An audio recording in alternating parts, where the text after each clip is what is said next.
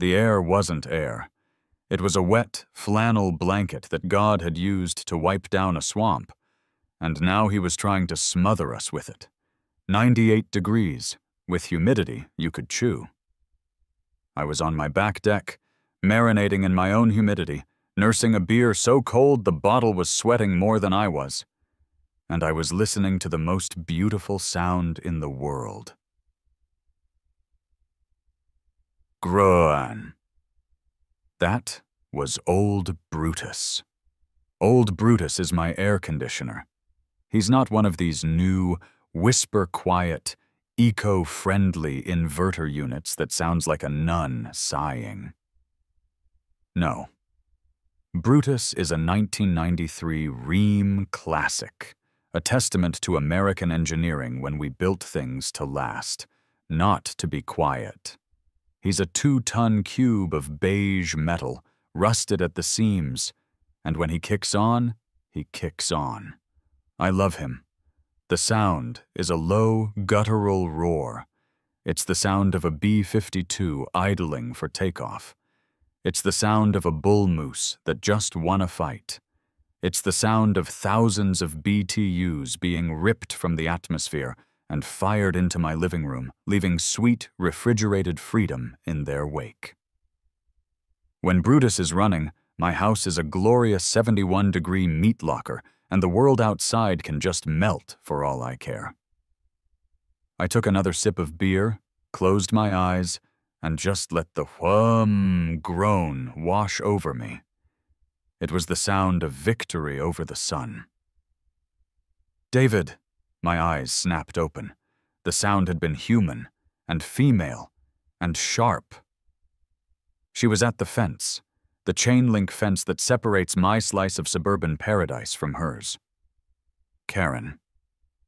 Now, her name isn't actually Karen. I think it's Cheryl. Or maybe Barb. But Karen isn't a name. It's a state of mind. It's a title. And she is the undisputed queen. This is a woman who, last spring, I caught in my yard with a tape measure, measuring my grass. She claimed it was, in violation of Section 4, subsection B, aesthetic lawn height uniformity. I told her I was cultivating a low-maintenance meadow environment. She didn't like that. This is a woman who complained, in writing, that the smell of my barbecue was impregnating her curtains with a charnel house odor. I was grilling chicken. She'd tried to get my mailbox cited, because the post was, and I quote, a full 3 inches taller than the neighborhood average, which she had apparently calculated. Now she was at the fence, her hands gripping the chain link so hard her knuckles were white. She looked like a prisoner demanding to see the warden. "David," she said again, her voice tight, like a violin string about to snap. "We need to talk." Oh, here we go, I thought. My grass is too green. My beer is too cold. The sun is too sun-like. "Afternoon, Karen," I said, giving her my most relaxed, I don't have a care in the world smile. "Hot one, huh?" "Don't you hot one me," she hissed. "We need to talk about the noise."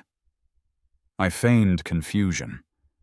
I looked around, cupping a hand to my ear over the glorious rumble of Old Brutus. "The noise? What noise? You mean the cicadas? They're terrible this year. Or is it your little, whatever that thing is?" I motioned to her yapping terrier, a creature named Prince that sounded like a squeaky toy being murdered. "You know exactly what I mean," she said, her eyes narrowing into little slits of pure spite. "That machine. It's a menace. It's been running since 8 o'clock this morning." I checked my watch. "Yep, sounds about right. That's usually when it starts getting hot. It's vibrating my fine china.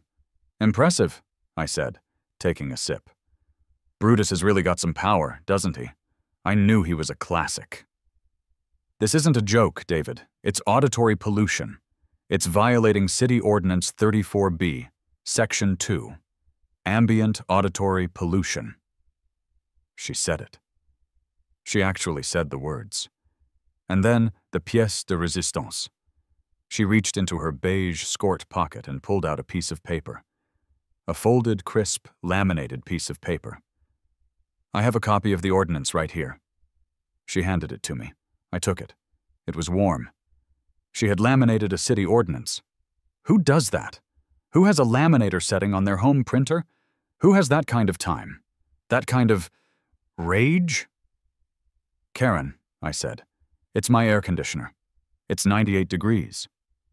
The ordinance is very clear. Repetitive or continuous noise exceeding 60 decibels at the property line. You measured it? You're damn right I measured it. It's 64 decibels. That's 4 decibels over the legal limit. I looked at the laminated sheet. I looked at her face a mask of triumphant fury. I looked at old Brutus, roaring his defiant song of coolness. So, I said, what are you proposing? You want me to… What? Turn it off? You want me to die of heat stroke? Is that the goal here? Man found melted to lazy boy, neighbor finally has quiet? I want you to fix it, she snapped. Or get a new one. Or do something. I sighed. I folded the laminated ordinance and set it down on my little patio table. It was the perfect size for a coaster. I put my beer on it. Her eyes followed the motion. I saw a small muscle in her jaw twitch. I think I heard a tooth grind. I'll look into it, Karen, I said, in the most "this conversation is over" voice I could muster. You have 14 days, she said, or I'm filing a formal complaint with the Homeowners Association. You run the Homeowners Association, Karen. That's right, she said. So you know I'm serious. She turned, her back rigid, and marched back to her beige house, disappearing inside, probably to laminate something else. The door slid shut, and I was left alone again. Just me, my beer, and the beautiful, beautiful grow one of old Brutus. He sounded, I thought, just a little bit angrier, and I loved him for it. 4 days passed, 4 glorious 98-degree, 71 inside days. I did nothing. Well, that's not true. I did do something. I Googled how to make a 1993 Rheem classic louder, but the results were disappointing. Apparently nobody wants that, their loss. On the 5th day, I found the letter. It was tucked into my screen door, an official-looking envelope with the Crestview Meadows HOA logo on it, a logo Karen clearly designed herself in Microsoft Word, featuring a clip art-looking tree. It was typed. Of course it was typed. Dear Mr. David Miller, a formal complaint number 2023 4B, has been logged regarding a significant auditory nuisance originating from your property, specifically your utility air conditioning unit, see Ordinance 34B. As per the Crestview Meadows bylaws, Article 6, Section 2, Community Harmony, residents are required to maintain all external equipment in a manner that does not infringe upon the peace and quiet enjoyment of their neighbors. Remediation is required within 14 days of the original complaint, 10 days remaining. Failure to comply will result in a formal citation and a fine of $50 per day, retroactive to the original complaint date. Sincerely, the HOA Architectural and Environmental Committee, PS at the bottom, in a tight, angry script. This is your final warning, David. So, the HOA Architectural and Environmental Committee was just Karen. She didn't even try to hide it. The sheer, unadulterated gall. A fine? Retroactive? Fine. Okay. I had to make a good faith effort. That weekend, I went to Home Depot. I wandered the aisles, feeling defeated. I looked at the new AC units. They were all sleek and gray and had names like the Whisper Chill 3000. They looked weak. They looked like they'd apologize for cooling your house. I spat on the floor and walked away. I ended up in the garden section. And I saw it. A sad, 3-panel bamboo screen. The kind of thing a college student uses to divide their dorm room. It was flimsy. It was $29.99. It was perfect. I bought it. I took it home.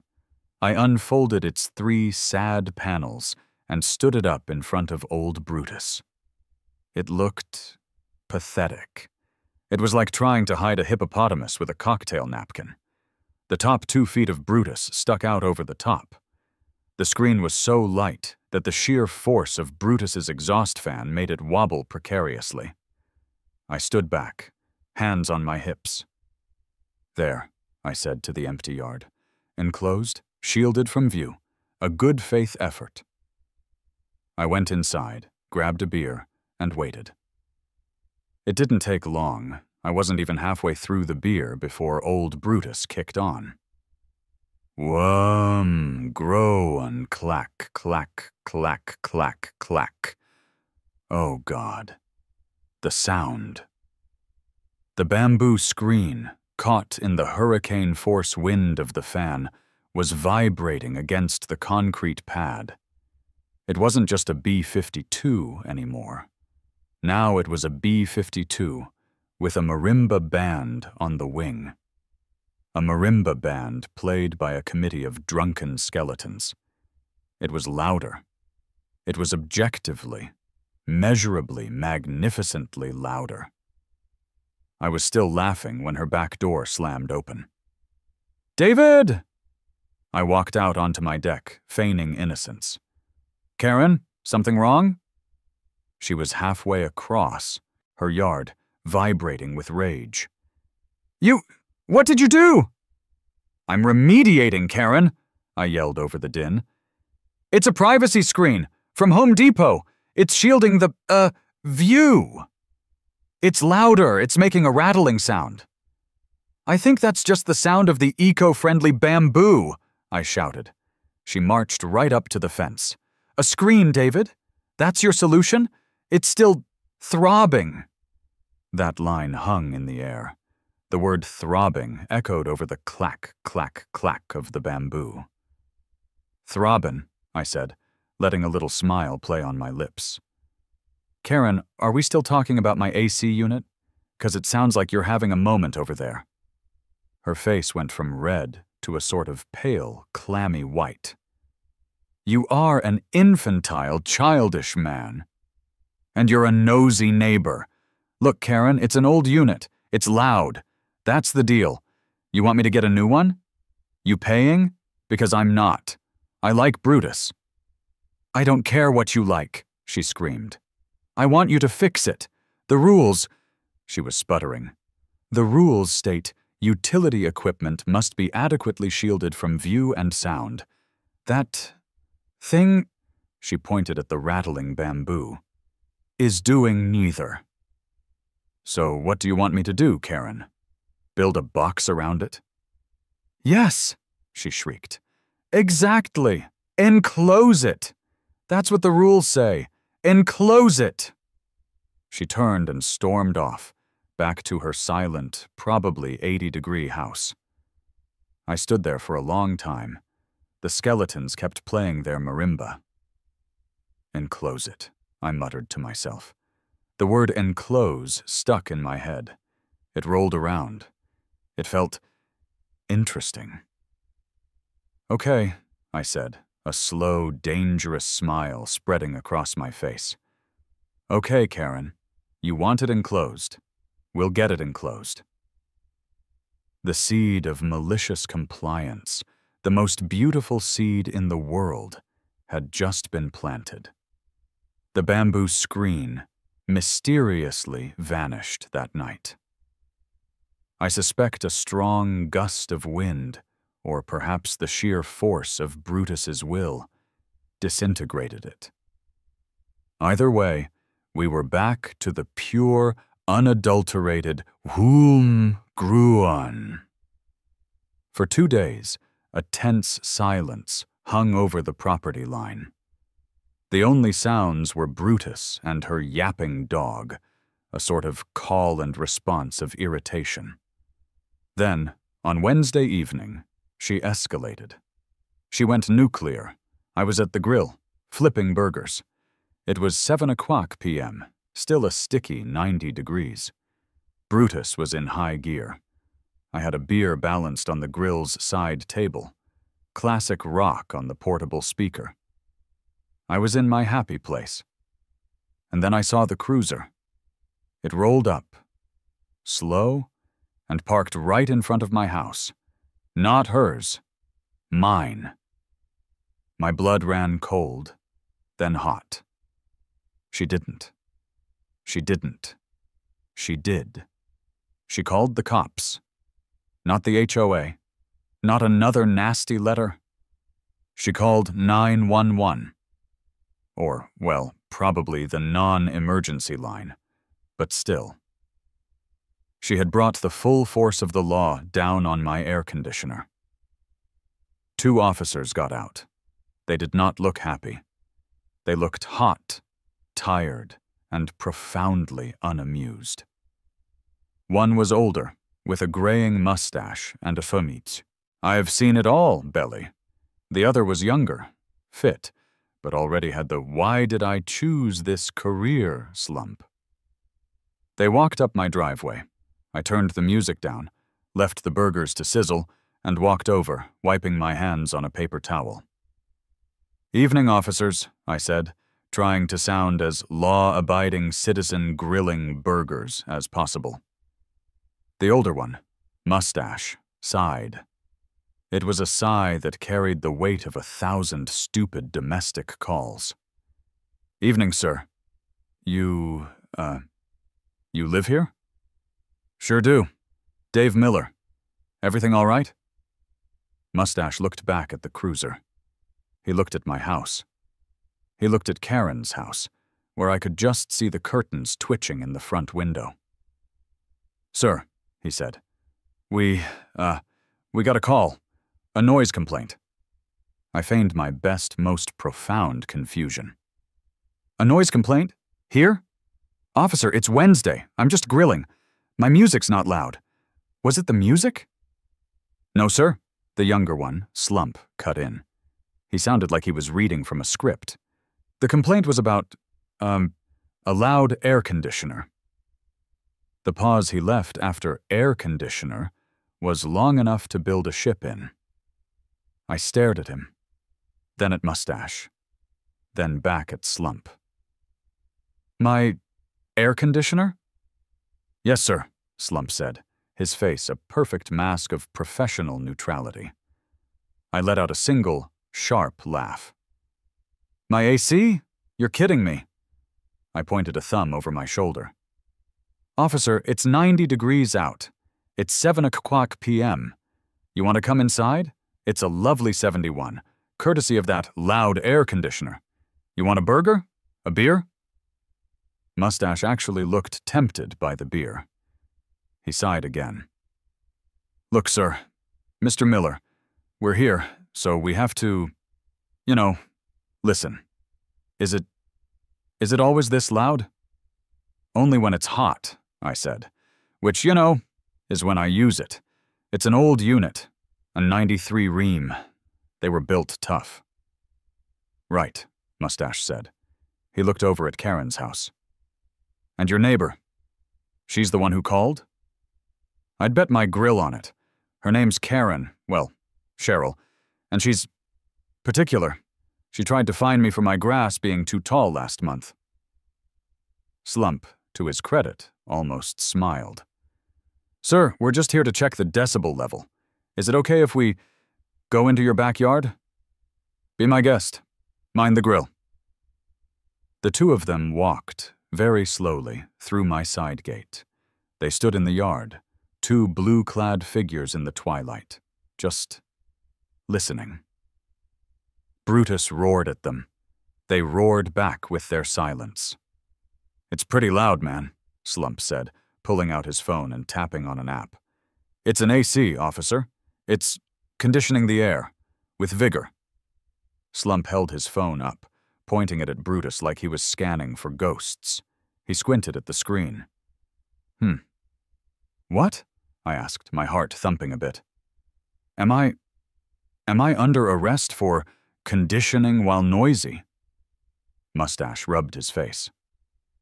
"Your neighbor," he said, "claimed it was 64 decibels at the property line. This app, it's not official, but it's clocking it at 61, right here." He walked the 10 feet to the fence. "And, yeah, at the fence, it's 63. Huh." She was right. "So it's illegal?" I asked. "Well," Mustache sighed, "here's the thing. The city ordinance is 60 decibels, but there's a daytime variance for utility equipment, which this is. That variance allows for 65 decibels until 10 o'clock p.m. So, you're under the variance." "So, I'm legal," I said, a wave of triumph washing over me. "Technically," Slump said, putting his phone away. "But, man, it's loud." "That's what she said," I muttered. Slump coughed. Mustache turned to me. He had the eyes of a man who just wanted to go home and watch baseball. "Look, Mr. Miller, you're not breaking the law. We're not going to cite you. We're not going to do anything. But, can I be real with you, man to man? Please. Your neighbor, the lady over there, she calls a lot. Last week it was a squirrel on her bird feeder. She said it looked shifty." "Shifty? The squirrel?" "Shifty," Mustache confirmed. "The week before that, it was a delivery truck idling in a threatening manner. She's what we in the business call a high-utilization caller. She knows the non-emergency line by heart. She probably has it on speed dial." He gestured at Brutus. This is just going to make her call more. And we're going to have to come more. And frankly, on a 90-degree night, I've got better things to do than listen to your air conditioner." "So what are you saying?" "I'm saying," Mustache said, "that technically it's a nuisance. It's not illegal, but it's not illegal. It's annoying. And we can't make you fix it. But if you could, do something, it would save us all a lot of paperwork. Put a bush in front of it. A fence. Something."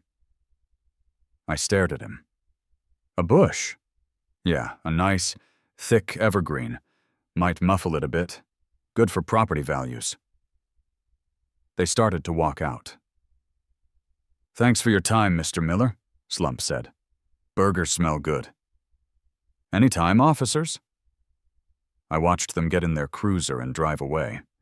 I stood by my grill for a full 5 minutes. The burgers were turning to charcoal. She called the cops on me. She called the cops on my air. And their solution, their grand, legal, professional solution, was a bush. I was furious. A deep, cold, calculating fury. This wasn't about noise anymore. This was about winning. "Fine," I said to the empty yard. "It's over." I turned off the grill. I wasn't hungry anymore. "We're not doing something. We're not planting a bush." I went inside, into the glorious 71-degree cold. "We're doing everything." That night, I didn't sleep. I sat in my home office, the only light coming from the 27-inch monitor, the only sound the gentle hum of the computer fan, and the distant, muffled whoom of Brutus, my partner in crime. I was fueled by 2 IPAs and a level of pure, unadulterated spite I hadn't felt since college. My Google search history told the story. AC soundproof enclosure. How to soundproof an outdoor air conditioner. Quiet fence for AC unit. Neighbors complaining about AC noise legal. HOA bylaws utility equipment enclosure. The results were disappointing, boring. They were all the same: expensive, prefabricated beige boxes, little plastic sheds, louvered fences. They were compliant in the most boring way possible. I stared at a picture of a $400 vinyl sound-dampening box. "A box?" I muttered to the screen. No, no, no. That's what she wants. A beige box, a surrender, a little plastic coffin for old Brutus. It was a white flag. It was me, admitting that my glorious roaring beast was nothing more than an inconvenience to be hidden away. "No," I said, cracking a third IPA. "If I'm building a shield, I'm building a shield. If I'm enclosing it, I'm entombing it. I'm building something monumental, something that says, I am technically 100% and aggressively in compliance with every letter of your stupid, laminated rulebook. And also, I'm insane." I needed something that, when she looked out her window, she wouldn't see a box. She'd see a monument to her own pettiness. I scrolled, clicking idly, my mind racing. And then, it happened. A pop-up ad. It wasn't for an AC enclosure. It was a vacation package. "Escape to Cancun! All-inclusive deals!" And there, in the picture, behind a smiling couple holding margaritas, was a pyramid. Chichen Itza, El Castillo. I stared at it. The steps, the tiers, the sheer, blocky, "I've been here for 1,000 years, and I will be here for 1,000 more," energy. "A pyramid," I whispered. "A ziggurat." My mind lit up. The tumblers clicked into place. "They were built to appease angry gods, right?" I said, a wild laugh bubbling in my chest. "Well, I've got an angry god. She's right next door, and she needs a sacrifice, or an enclosure for her sacrifice." I grabbed a napkin from my desk. I grabbed a pen. I started sketching. "It has to be soundproof, so the inside will be lined with acoustic foam. Thick. It needs airflow, or Brutus will overheat. So vents, big vents on the sides, but disguised, like sacrificial tunnels. It has to be permanent." She called the cops.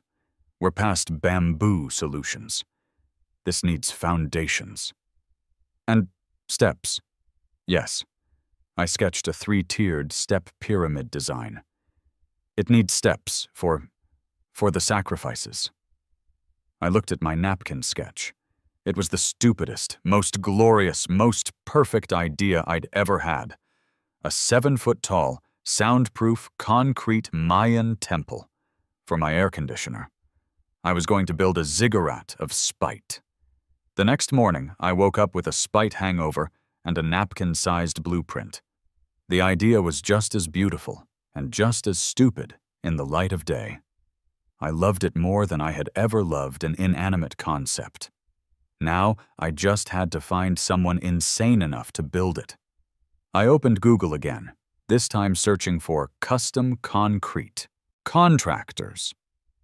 I skipped the ones with slick websites showing off tasteful paver patios and outdoor kitchens. I was looking for something grittier. The day was a montage of hilarious, soul-crushing phone calls. Contractor 1, Landscaping and Patios, Inc. "Hi," I said, trying to sound normal. "I'm looking to get a quote on a custom enclosure for my AC unit." "Oh, sure," the guy on the phone said, sounding polite.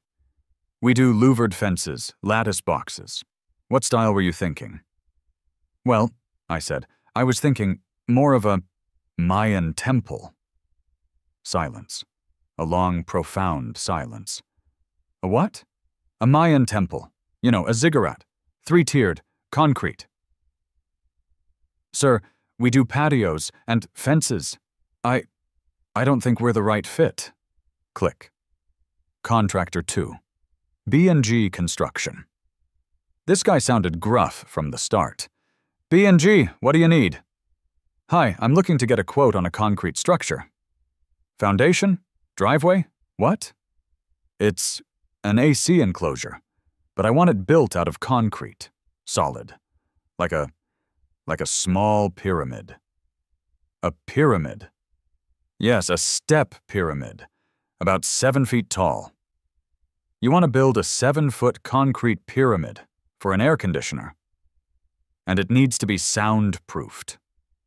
Right. You got a permit for that? A permit? For an AC enclosure? For a 7-foot permanent concrete structure? Yeah, you're gonna need a permit. You're gonna need an engineer to sign off on the plans. You got drawings? I have a napkin. No, I don't think we're the right fit. Click. Contractor 3. Mike's Masonry and More. Mike's Masonry, this is Jan. Hi, Jan. I have a weird project. I explained the whole thing. The ziggurat, the AC, the spite. She just laughed. A full, wheezing laugh. A Mayan temple? Honey, that's a new one? Oh, Mike, this guy wants to build a pyramid for his AC to piss off his neighbor. I heard a muffled, "The hell?" in the background. Yeah, she said, still giggling. We just do fireplaces, honey. Good luck, though. I love it. Click. I was losing hope. I was on page 4 of Google search results. My glorious temple was doomed to be a napkin sketch forever. And then I saw it. The ad was ugly.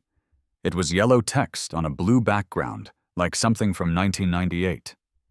Sal's Custom Concrete and Hardscaping. We do it all.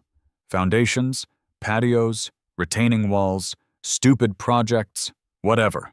You got the cash, we got the concrete. Call Sal. My heart leaped. Stupid projects. This was my guy. I dialed. A gravelly voice answered on the first ring. Sal. Hi, Sal.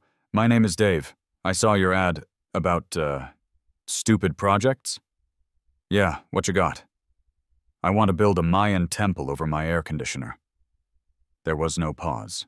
No laugh. Just, okay. Why? To soundproof it, and to be in compliance with my HOA, and mostly to piss off my neighbor. A low chuckle rumbled through the phone. Yeah, that tracks. Where you at? An hour later, a rusty Ford F-250 that sounded louder than old, Brutus pulled up. A man who was built like a refrigerator with a head got out. He wore a grease-stained t-shirt, jeans, and work boots. This was Sal. He walked into my backyard, took one look at old Brutus, and winced. Geez, kid, he said, his voice like gravel in a blender. That thing is loud. Sounds like my ex-wife. That's Brutus, I said. And that, I said, pointing at Karen's window, is the enemy. Right. I handed him the napkin. So, here's the plan. I want to build an enclosure, soundproof, but I want it to look like this. Sal took the napkin. He held it in his big, calloused hands. He stared at it. His face was unreadable. It's a triangle, he said. It's a Mayan temple, Sal, I corrected him. A ziggurat, see? 3 tiers. And we'll need vents on the side disguised as, I don't know, sacrificial tunnels or something, for airflow. And the whole inside, lined with acoustic foam. Sal looked from the napkin to old Brutus. He looked over at Karen's house, where the blinds were, of course, twitching. He looked back at me. A long, long pause. Then a slow, magnificent grin spread across his face, revealing a gold tooth. You're building this to piss off the lady next door, aren't you? I put on my most sincere face. I'm building this to be in compliance with HOA regulations, Sal.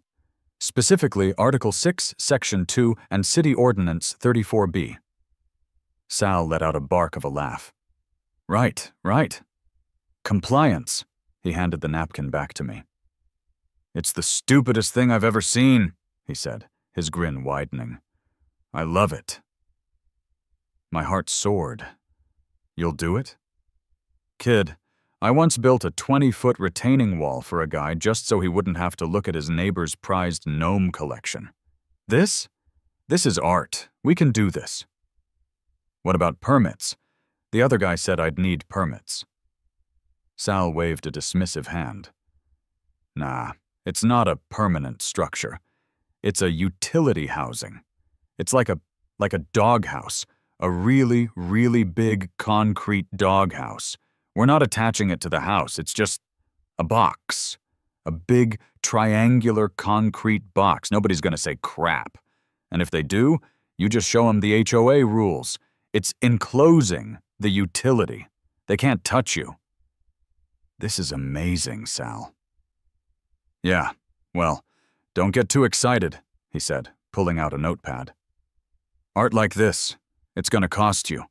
Concrete ain't cheap, and acoustic-grade foam ain't cheap. And my guys won't try, they ain't cheap. He scribbled some numbers. He tore off the sheet and handed it to me. The number was significant. It was buy a brand new whisper quiet AC unit money. I looked at the number. I looked at Karen's twitching blinds. I thought of her laminated ordinance. I thought of the cops. When can you start? I asked. Sal's grin returned. We start Monday. Monday morning at 7 o'clock a.m. sharp, Sal's rusty F-250 rumbled to a stop, followed by a cement mixer. My suburban street, usually quiet, was suddenly an industrial zone. Sal's crew was a colorful bunch. There was a guy named Sticks who was impossibly thin and seemed to vibrate, and two younger guys who I'm pretty sure were brothers who communicated entirely in grunts and nods. Let's call them Grunt 1 and Grunt 2. They got to work immediately. There was no messing around. They built wooden forms for the concrete slab around Old Brutus. There was hammering. There was sawing. It was glorious, beautiful construction noise. At 8:15 a.m., Karen's back door slid open. She emerged, not in her usual beige skirt, but in a pink bathrobe and slippers, her hair in a curler. She looked unraveled.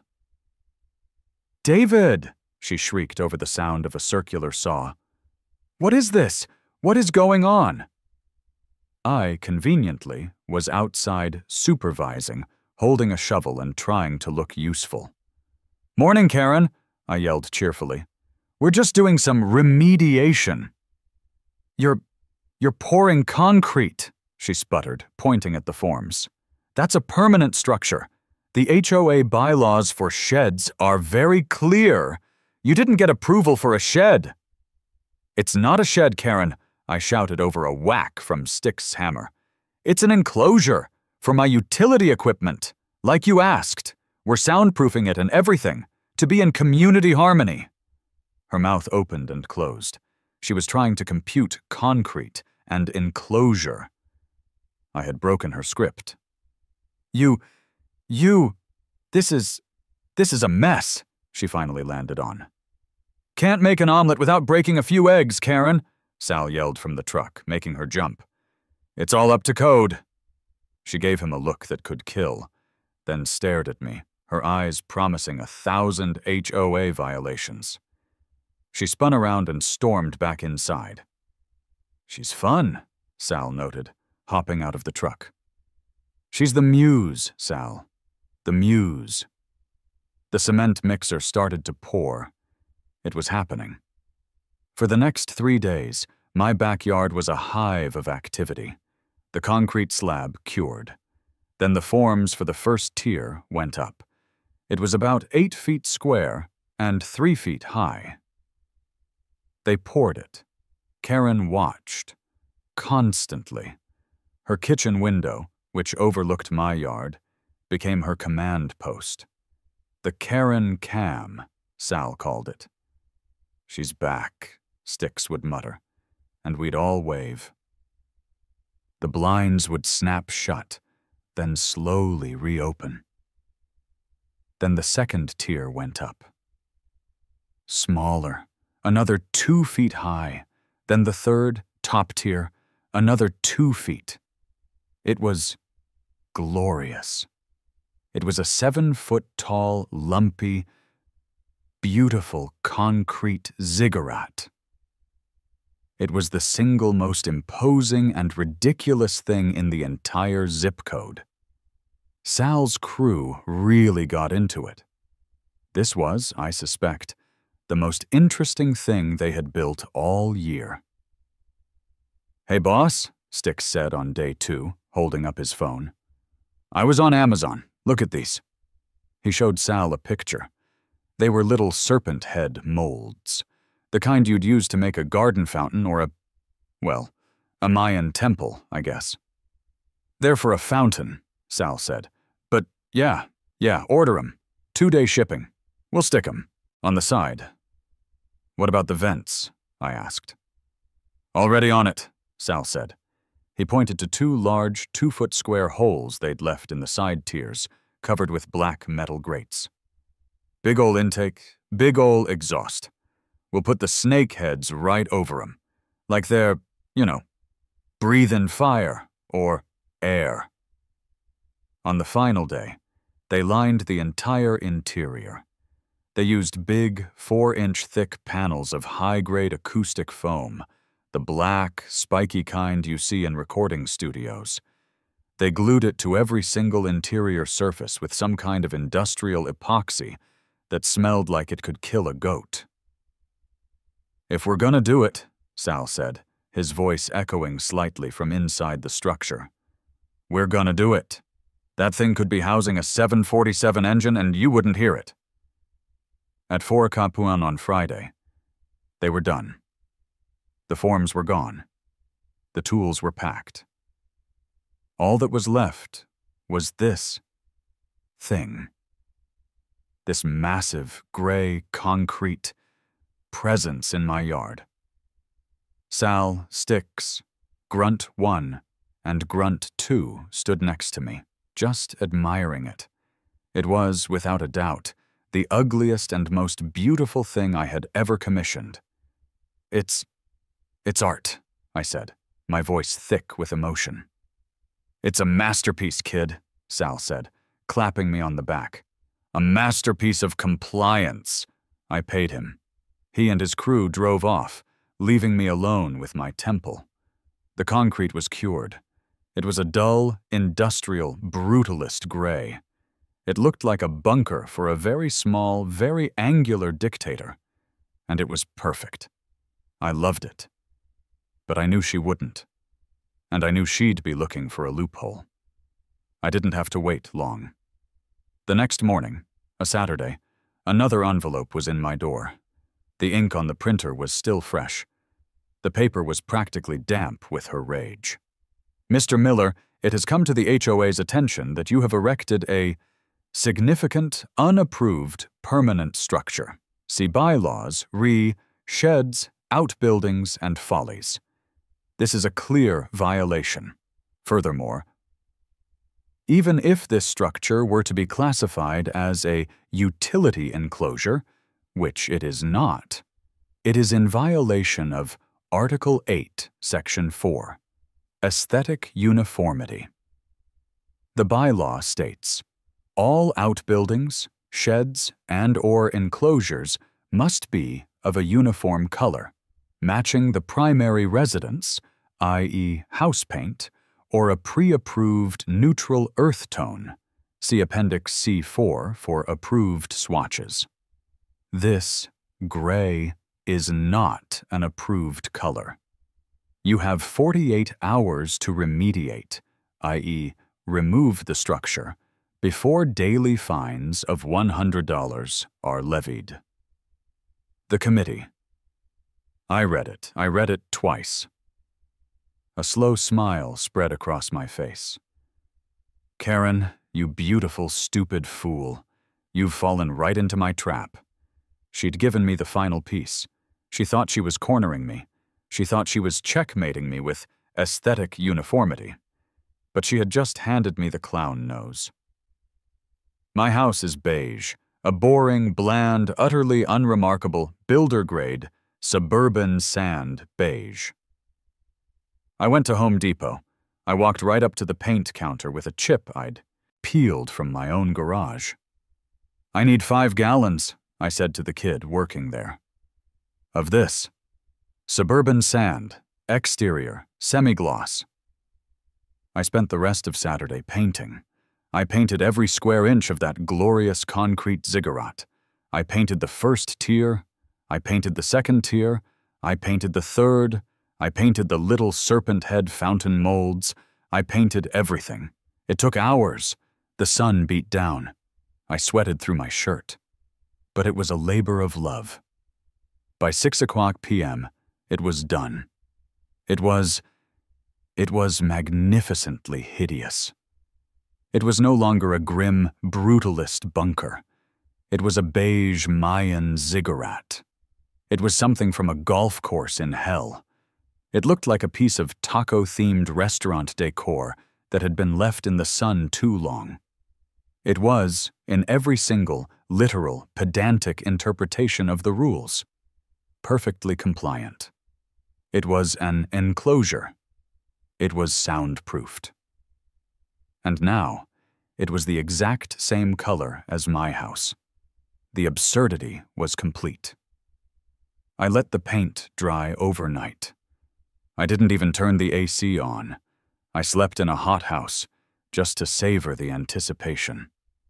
Sunday afternoon. The sun was a relentless white-hot eye. It was 99 degrees. The Karen cam was active. I could see the blinds twitching. She was waiting for me to start the demolition. I stood on my deck. I looked at my temple. The suburban sand paint was gleaming in the oppressive heat. It was time. I went inside, walked to my thermostat, and did the honors. I clicked the temperature down from off to cool, from 85 to 68. I heard the click of the thermostat itself, a sound I'd never been able to hear before, over the roar of Brutus. I held my breath. I heard a thunk, a deep, muffled thunk from outside. It was the sound of the compressor kicking on, but it was distant. I ran to the back door and stepped out onto the deck, and I heard nothing. No, not nothing. That's not right. I walked closer. I stood 10 feet away from the ziggurat. I heard a whoosh, a gentle, muffled shh sound. It was the sound of a seashell held to your ear. It was the sound of a very polite ghost. It was the sound of air moving, but not roaring. The sound was gone. Trapped. Entombed inside the foam-lined, concrete beige pyramid. The vents were working. I could feel cool air whooshing from one of the serpent head's mouths, and warm air being pulled into the other. Brutus was breathing, but he was not screaming. Sal. That magnificent bastard. It had worked. It had worked too well. It was silent. The silence was deafening. I stood there, stunned. I looked over at Karen's house. The blinds snapped shut. I walked back to my deck chair. I sat down. I cracked a beer. The first cold one of the day. I raised the bottle to the magnificent beige, utterly ridiculous structure in my yard. "To compliance," I whispered. The silence lasted for about 30 minutes. It was a tense, quiet, 99-degree standoff. Me, sitting in my chair, sipping my beer, Her, inside her house, undoubtedly staring at it, her brain short-circuiting. The quiet was driving her crazier than the noise ever did. At 3:32 p.m., her back door didn't just slide open. It was flung open, slamming against the side of her house. She didn't march. She stormed. She didn't stop at the fence. She didn't stop at the property line. She came right up onto my lawn, her face a color I had truly never seen in nature. It was a sort of vibrating, blotchy puce. She was vibrating more than Brutus ever had. She stopped about 5 feet from me, her hands balled into fists, her whole body shaking. "What is that?" It wasn't a question. It was an accusation. It was the shriek of a god whose altar had been desecrated. I took a slow, calm sip of my beer. I lowered it. "That?" I said, gesturing with the bottle. "That's my AC enclosure, Karen." It's a pyramid," she shrieked, her voice cracking. "A pyramid! In your yard!" "Well, technically it's a ziggurat, but yeah, pyramid-ish," I said calmly. "It's my custom utility housing. You said, and I quote, adequately shielded from view and sound. So, this. It's beige." "Yep," I said, nodding. "Per your last memo. Article 8, Section 4. Must be of a uniform color, matching the primary residence. That's suburban sand. Same as the house, right from the swatch book." "It's an eyesore," she screamed, tiny flecks of spittle flying. It's horrible. It's the ugliest thing I have ever seen." "Well, now, eyesore is subjective, Karen," I said, leaning forward. "That's an opinion.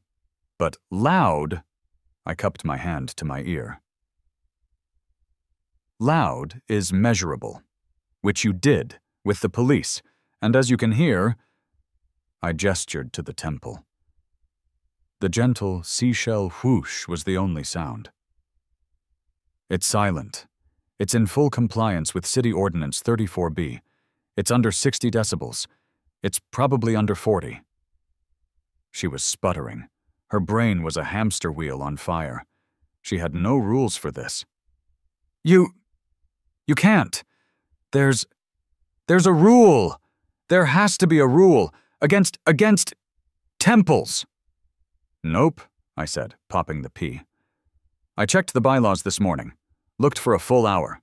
There are rules against sheds, rules against follies, which this isn't, it has a function.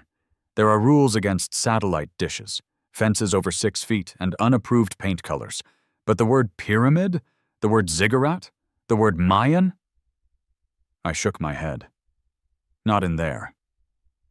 I could see the gears in her head grinding, smoking, searching for an ordinance. Section 4F, prohibition of pre-Columbian architecture. But there was nothing. "This," I said, standing up and walking over to my beautiful creation, patting its warm, beige concrete side, "is just a custom utility housing. It's up to code, Sal checked. It's soundproof. It's the right color. It's perfect." She just stared. Her mouth opened, then closed. No sound came out. She had been beaten, not by noise, not by rebellion. She had been beaten by compliance. She had been maliciously, pedantically, and beigely complied with. She had built her own prison, and I had just handed her the key to a pyramid. She made a sound. A low, guttural noise, like a dying animal. Then, without another word, she spun on her heel, marched off my lawn, and slammed her door so hard I thought the glass would break. I was alone again. Just me, my beer, and the gentle shh of the Temple of Spite. The story ends, as all good stories do, with a barbecue. It's a week later. Life is good. Life is quiet. The heat wave broke, but it's still warm enough for Brutus to kick on every now and then, his gentle whoosh a constant comforting reminder of my victory. The neighborhood, it turns out, loves the temple. Mike, from down the street, the guy with the '70 Chevelle, came by the day after the confrontation. He just stood in my yard, beer in hand, staring at it. "That's genius, man," he said, reverence in his voice. "Pure genius. My wife's been on me about my compressor. I'm thinking a castle with turrets." A day after that, I found a little red Hot Wheels car on the bottom step of the ziggurat. Some neighborhood kid had left it, a sacrifice to the air-conditioned god. I left it there. And Karen? The Karen cam has been dark. The blinds are permanently drawn. The yapping terrier has been silenced. Or at least I can't hear him anymore. Yesterday, a "for sale" sign went up on her lawn. A beautiful, crisp "for sale" sign. I'm sitting here, grilling burgers, real ones this time. I'm speculating. I don't think it was the noise that broke her. I don't even think it was the cops or the construction. I think it was the beige. She could have fought a gray pyramid. She could have filed ordinances against a brutalist bunker. She could have rallied the neighbors against an eyesore. But a compliant beige one? An enclosure that followed her rules, her color charts, and her demands to the letter? That broke her. You can't fight an enemy who uses your own rulebook as a weapon. I flip a burger. The smell, the charnel house odor, wafts through the air. I take a sip of beer. I look at my beige, serpent-headed ziggurat with its little Hot Wheels sacrifice. Old Brutus kicks on. Shh. I wonder, I think to myself, a new dangerous idea forming. I wonder if the HOA has any rules about tiki torches. I'm thinking a moat,